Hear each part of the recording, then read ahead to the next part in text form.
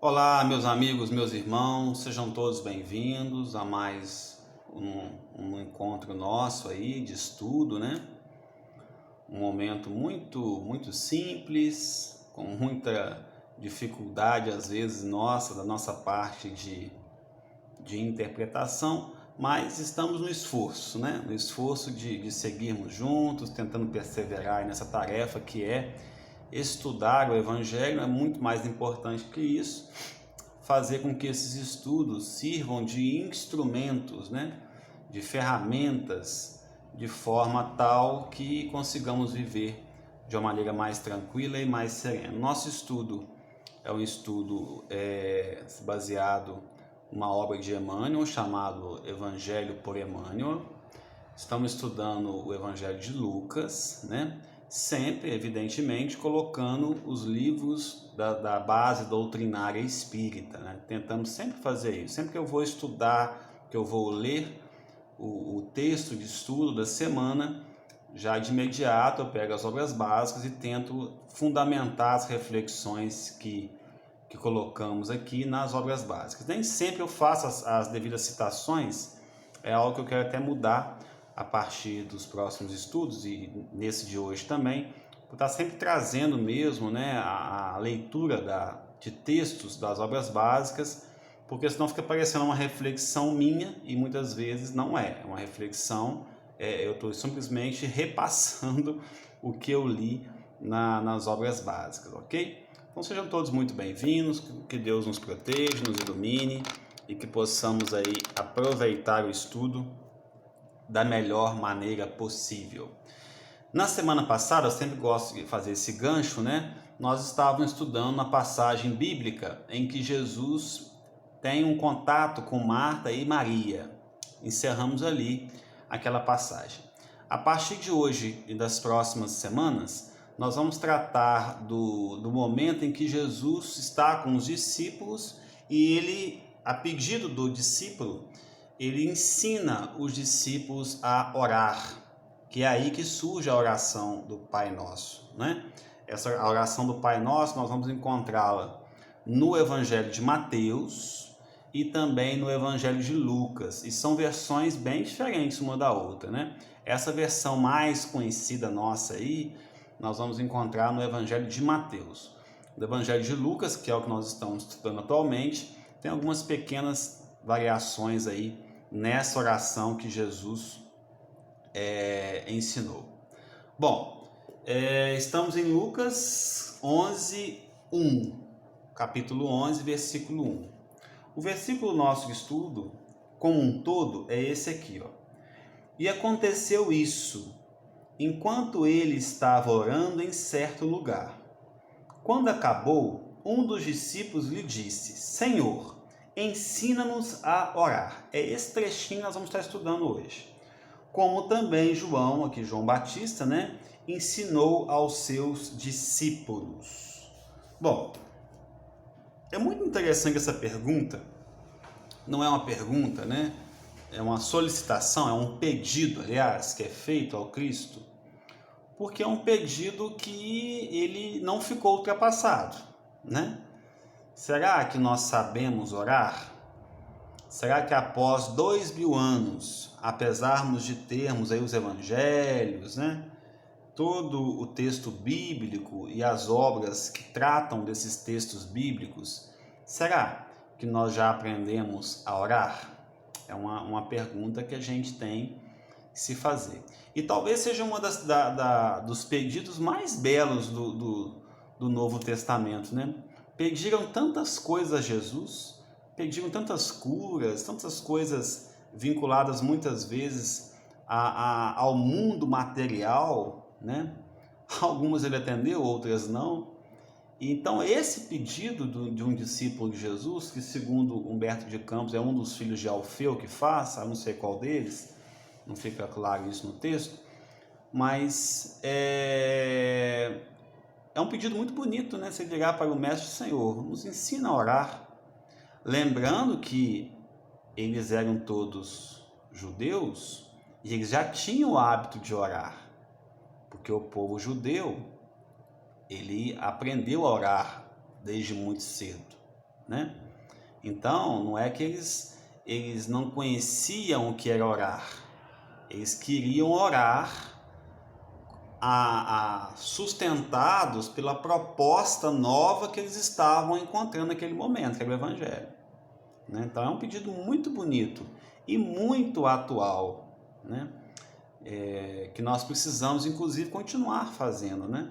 Fiquei pensando nisso ao longo desses dias. Será que eu sei orar? Será que eu não preciso pedir a Jesus que me ensine ainda a orar, né? É um questionamento que a gente precisa aí fazer.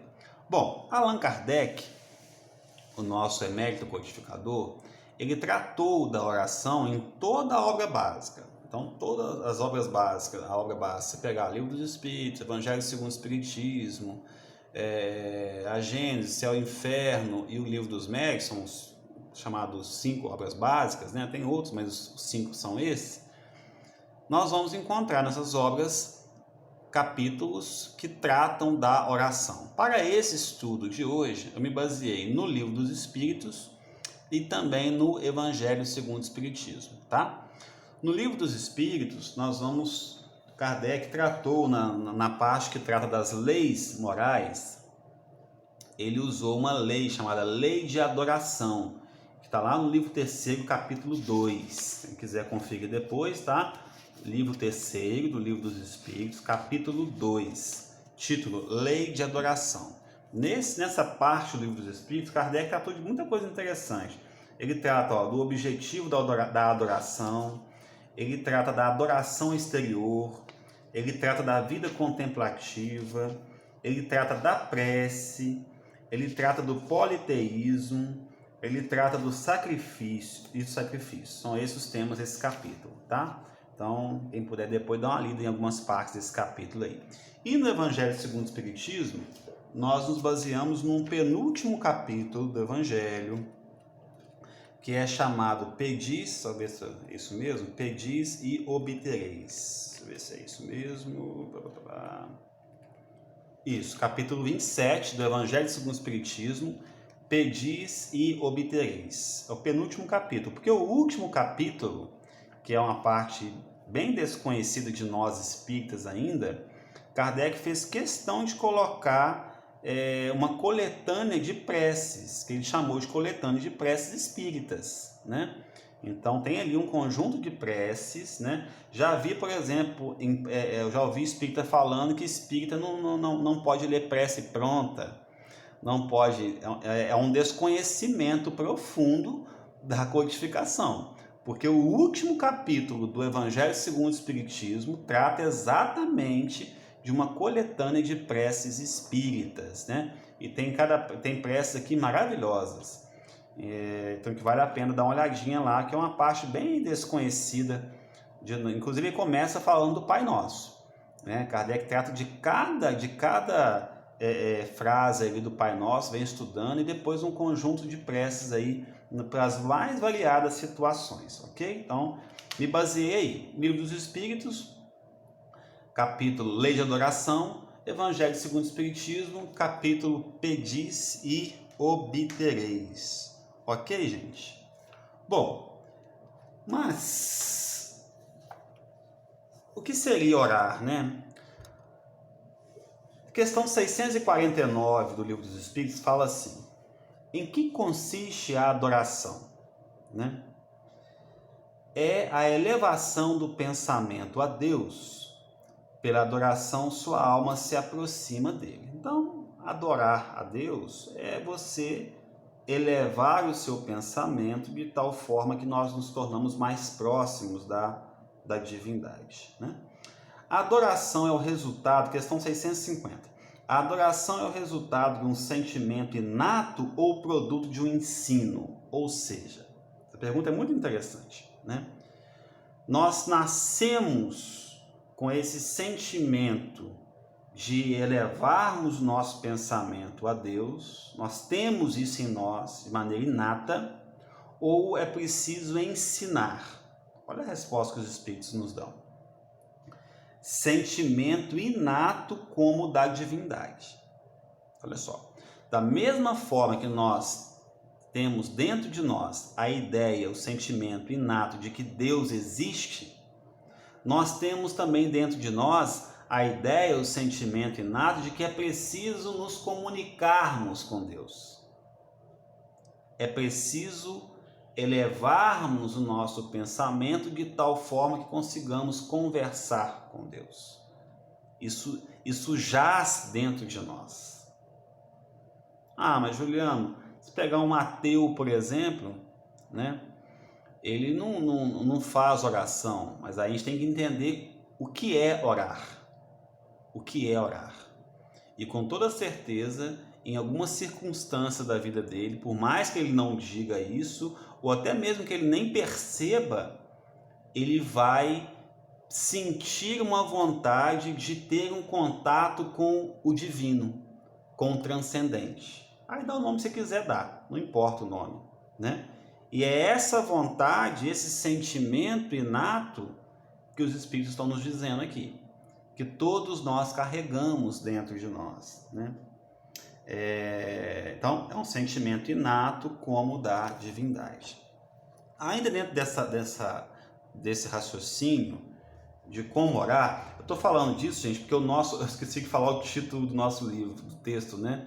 Para quem vai estar apenas ouvindo o vídeo, pode ficar perdido. Nós estamos estudando um versículo de Lucas, em que um discípulo pede a Jesus que o ensine a orar, né? E depois vamos ler trechinhos de um texto do Emmanuel, que é escrito, o título é Na Oração. Então, por isso que eu estou fazendo esse introito aqui, para a gente poder para ficar mais fácil depois o entendimento do texto, fazendo algumas considerações iniciais para ficar mais fácil o entendimento do texto, ok? É esse aí, eu me perdi aqui devia ter falado isso no início, né? Mas acho que dá para o pessoal acompanhar aí. Então, dentro dessa lógica ainda do que é orar, tem uma outra questão que eu anotei aqui, que é a questão 659, que os Espíritos respondem claramente o que é orar. Olha só, qual é o caráter geral da prece? Pergunta que Kardec faz, questão 659. Olha a resposta. A prece é um ato de adoração. Então, ele respondeu lá atrás o que era adorar, que é você, em pensamento, entrar em contato com Deus. Esse ato nós chamamos de prece, né? Orar a Deus é pensar nele, é se aproximar dele, é colocar-se em comunicação com ele. Então, pensar, se aproximar, colocar em comunicação. Pela prece, isso aqui é famoso no meio espírita, essa resposta, né? Pela prece se pode propor 3 coisas. Nós podemos louvar, nós podemos pedir, nós podemos agradecer. No YouTube está cheio de vídeo em que fala dessa questão, né? Louvar, pedir e agradecer. Essas 3 situações nós podemos resumir como um caráter geral da prece. É para isso que serve a prece, né? Bom, respondido aí o que é, né? Quem respondeu foi os Espíritos, não fui eu, né? O que é orar? Uma outra pergunta me veio à cabeça. Por que orar? Né? Tudo bem, eu tenho a ideia inata de Deus em mim, eu tenho a ideia, o sentimento inato de que é preciso me comunicar com Deus, né? Gostando, entendendo ou não, isso está dentro de mim, né? Esse ato de elevar o pensamento a Deus significa orar, né? Agora, por que fazer isso? Por que fazer isso? Os Espíritos também respondem para a gente na questão 660. A prece torna o homem melhor? Resposta: sim. Porque aquele que ora com fervor e confiança é mais forte contra as tentações do mal. Então, como nós vivemos principalmente no mundo de provas e expiações, todos nós aqui na Terra, nós somos sujeitos o tempo todo a questões ruins. E a prece nos torna melhor porque ela nos dá essa força para lutar contra o que os Espíritos chamaram de tentações. E como é que a gente ganha essa força? Né? Somos apenas nós? É igual Kryptonita, toma lá? Não. Vem a ajuda de fora. Olha só o que eles falam. e Deus lhe envia os bons espíritos para o assistir.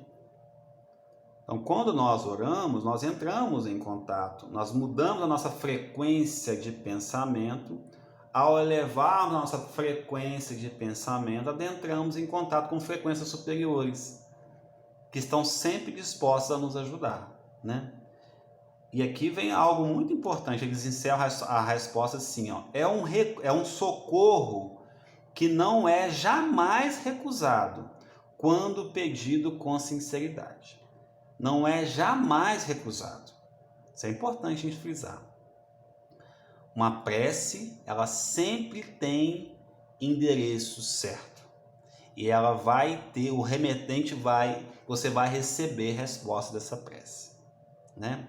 Ah, mas aí eu peço um monte de coisa e não vem resposta. O texto de Emmanuel vai nos esclarecer um pouquinho a esse respeito, né? Bom, e aí vem uma terceira pergunta. Então, eu fiz duas perguntas até agora, né? O que é orar? Por que orar? E vem um terceiro questionamento. Como orar? Já entendi o que é prece e tal. Como orar? Quem nos dá uma diretriz disso é o próprio Cristo. É o próprio Cristo. Que está no Evangelho de Mateus. Eu anotei aqui, Mateus 6,6. Mateus 6,6. Que é exatamente na parte em que Jesus, que é a parte similar a essa que nós estamos estudando, né? Em que Jesus está, a pedido de um discípulo, ensinando a orar. Olha o que fala Jesus aqui, fala para a gente em Mateus 6,6. Tu, porém, quando orares, entra no teu quarto interno e tendo fechado a porta, importante isso aqui, tendo fechado a porta, ora a teu pai em segredo, e teu pai que vê no segredo te recompensará, né?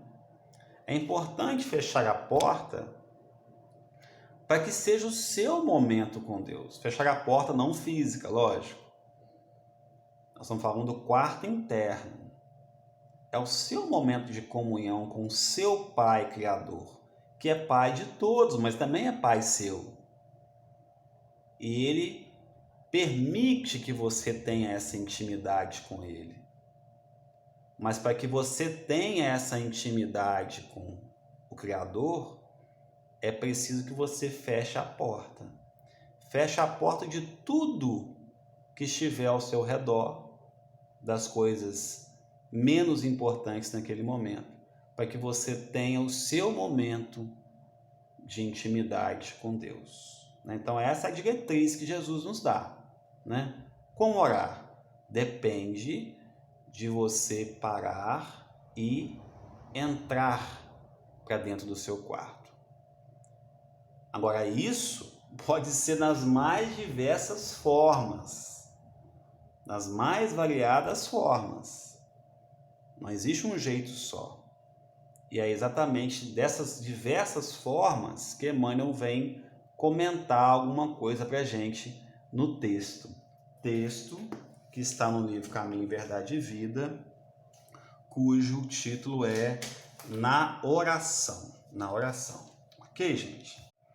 No primeiro parágrafo do texto, meus irmãos, Emmanuel nos diz assim, ó: a prece, nos círculos do cristianismo, caracteriza-se por gradação infinita em suas manifestações, porque existem crenças de todos os matizes dos vários cursos da fé.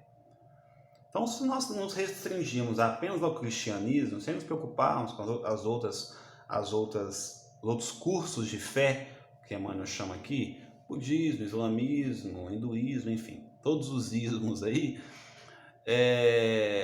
nós já vamos ter dentro do cristianismo as mais variadas formas de se orar, não é?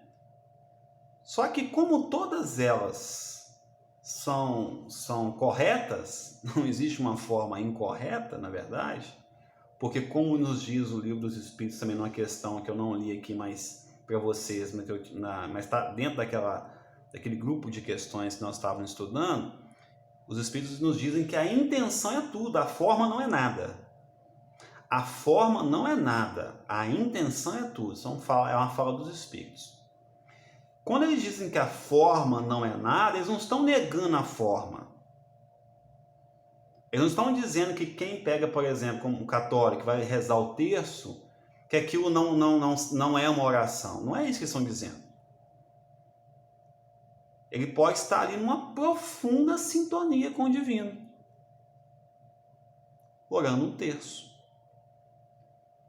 E você, enquanto espírita, pode estar recitando uma prece maravilhosa e pensando na conta que você tem que pagar depois, né? Ou no que você tem que comprar para fazer o almoço. Então, a questão da forma não importa. Isso acho que está claro, né? Isso acho que é chover no molhado para a maioria de nós já, né? O que importa é a nossa intenção. Então, o que o Emmanuel vai tratar aqui não é do tipo, quando eu falo como orar, ele não está ensinando o tipo de prece que você tem que fazer. Ele vai mostrar, na verdade, os tipos de oradores, de adoradores. É aí que você tem que tentar se encontrar. Em que tipo de adorador você está? Né? Porque o tipo de prece que você faz está diretamente relacionada com as suas buscas interiores. Então, Emmanuel aqui vem dizer diversos tipos de oradores, mas nós podemos separar esses diversos em dois grandes grupos. Um grupo, que são o primeiro aqui, nós vamos falar deles, que são aqueles que têm talvez um nível de oração um pouco mais raso, não quer dizer que também não é importante, é apenas um pouco mais raso. E existe um tipo de adorador, que é onde nós devemos buscar estar, que é um adorador mais profundo. Então, Emmanuel começa falando desses tipos mais rasos. Eu consegui me identificar em todos eles, porque depende da forma como você vai orar. Depende das circunstâncias, né? Bom, primeiro ele fala assim: os seguidores inquietos reclamam a realização de propósitos inconstantes. Nós somos tão inconstantes nas nossas buscas que cada dia a gente perde um trem para a espiritualidade aí, né? A gente não tem um direcionamento, não tem um foco muitas vezes. Aí ele diz, os egoístas exigem a solução de caprichos inferiores. A gente consegue se enquadrar aqui, né? Muitas vezes nós somos tão egoístas que nós, às vezes, ainda estamos naquela coisa de achar que ao conversar com Deus, eu tenho todo o direito de barganhar com Deus, né? Faz isso que eu faço aquilo, né? Uma proposta muito egoísta. Os ignorantes do bem. Aqui eu confesso que eu não me enquadrei não, mas assim, provavelmente já fiz isso muito, mas acho que em outras encarnações. Pelo menos nessa eu não lembro disso aqui não. Os ignorantes do bem chegam a rogar o mal para o próximo. Outro dia eu conversava com um amigo espírita, um companheiro espírita, e me dizendo que conversava com outro espírita e dizia que estuprador tem que morrer mesmo, tem que ter pena de morte. Pensa bem. Né? Olha que desconhecimento da doutrina espírita. Né? Desconhecimento da imortalidade da alma. Desconhecimento de que somos todos irmãos. Nós somos irmãos de um ser que está, nesse momento, estuprando uma criança. Essa é a verdade, nós somos irmãos. Podemos ter pavor de um ato desse, ojeriza? Podemos. Podemos condenar o ato? Podemos. Mas não podemos perder de vista de que todos somos irmãos. Todos, indistintamente. Por pior que seja a atitude do indivíduo. Né? Então nós não podemos imaginar que é possível pedir a Deus o mal de outrem. Possível, porque Deus vai olhar a todos como irmãos, como seus filhos. E talvez tendo mais misericórdia daquele que mais erra, né? Então é uma situação que a gente tem que analisar. Os tristes pedem a solidão com ociosidade. Nós estamos vivendo uma época de muita melancolia, de muita depressão, que é natural, muitas vezes, a tristeza. Depressão não, mas a tristeza sim, né? E muitas vezes a gente pede a solidão com ociosidade. Para combater a tristeza não é ficando parado, depende do trabalho, depende de uma identificação e tentar reverter o quadro. Mas nós muitas vezes queremos pedir a Deus, não, me dê paz, me dê tranquilidade, eu não quero lidar com essa situação. E às vezes o remédio para o seu mal é aquela situação. Você pede para se livrar daquela situação, né? Então, nós vamos estudar a parte do Pai Nosso. Quando chegar na parte do livra-nos de todo mal, a gente precisa entender melhor isso, né? Que mal?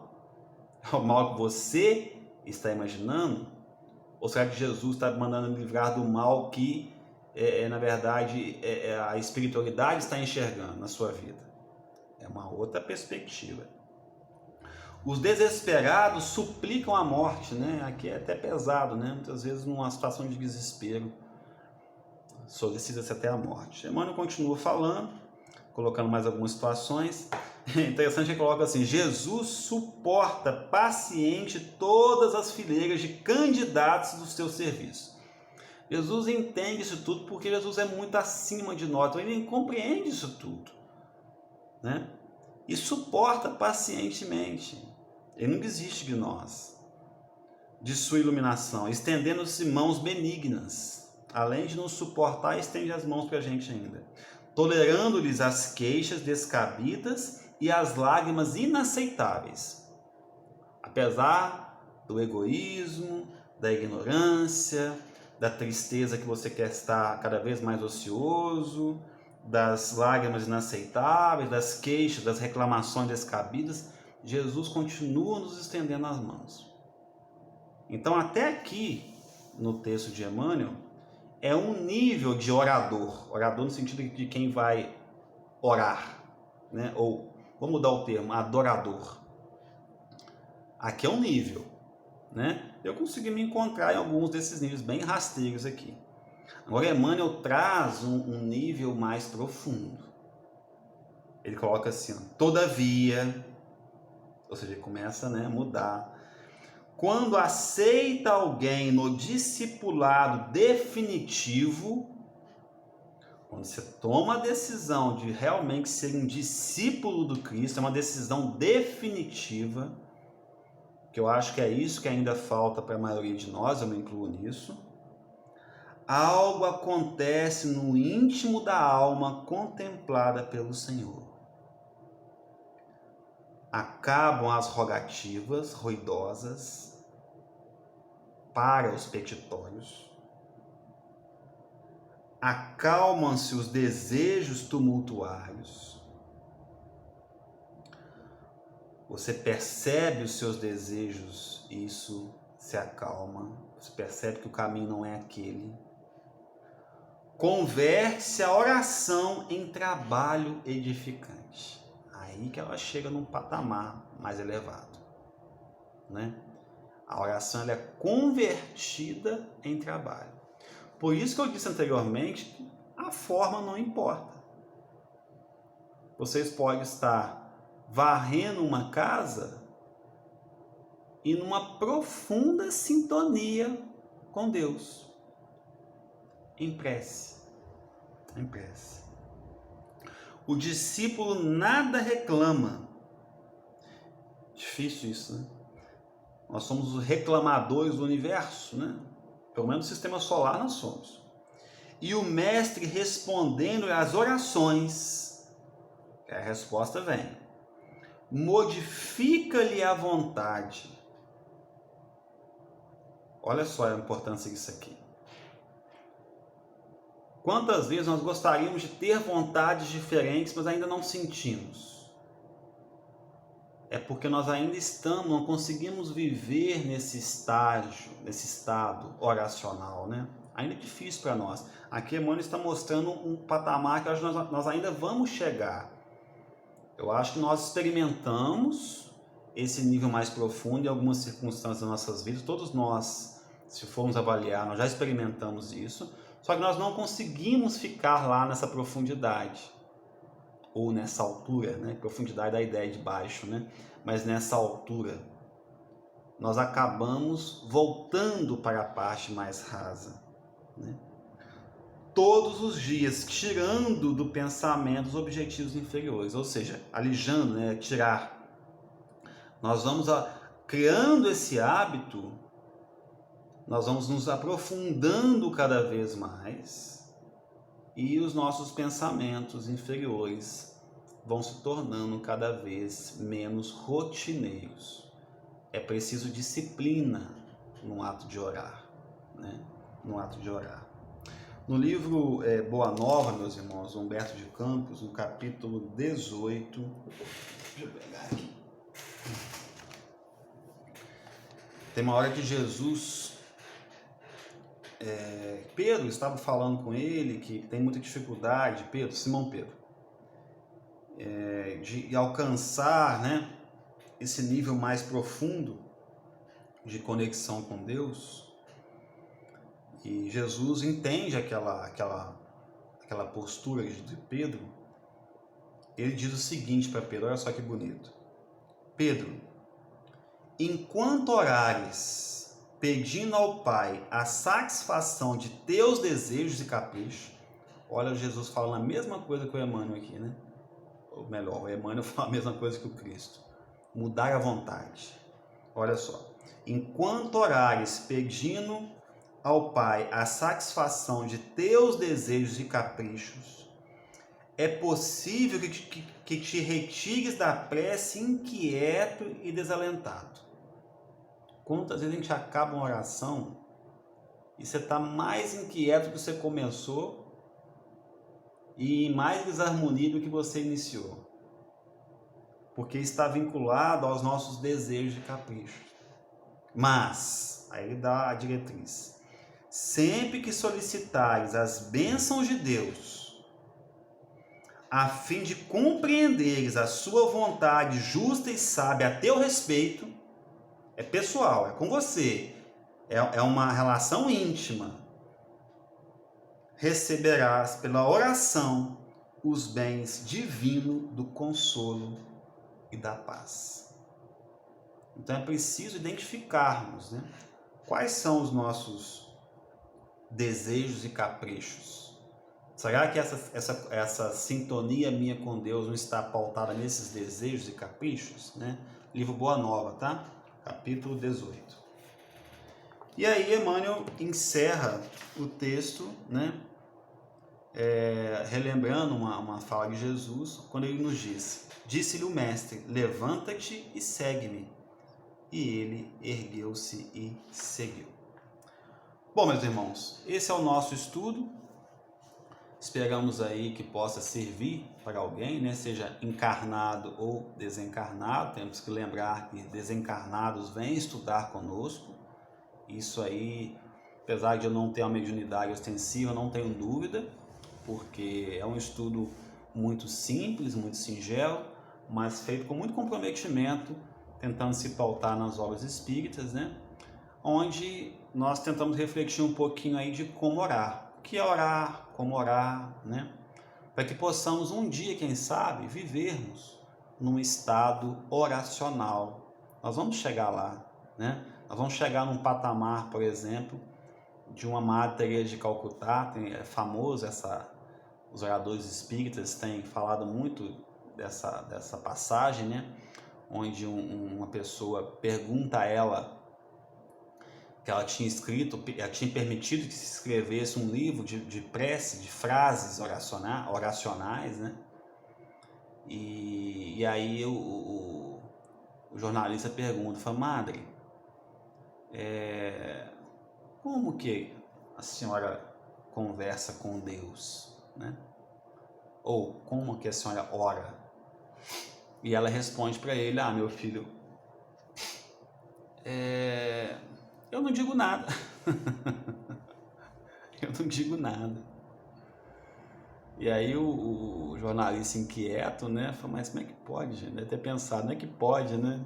Então vou fazer a pergunta ao contrário, né? O que Deus diz, né? Você tá tão ali, né, assim, em sintonia, que ela só ouve, né? E aí ele pergunta: então o que Deus diz para a senhora? E ela responde: meu filho, ele também não diz nada. Difícil a gente compreender isso ainda, né? Porque são seres que já conseguem viver uma faixa sem oscilar tanto, em que a vida deles é a verdadeira oração, né? Seja escovando um dente, seja servindo um prato de sopa, seja fechando os olhos e dizendo ao Pai: Pai nosso, né, que estás nos céus, alguma frase. Isso não importa. O que importa é o estado oracional que esses seres vão conseguir viver. Fico muito satisfeito em saber dessas situações, desses casos, porque me mostra que um dia todos nós conseguiremos chegar lá. Para isso é preciso crescermos, ascendermos, né? Então tá aí o nosso estudo. Fiquem com Deus. Espero podermos estar juntos na próxima semana.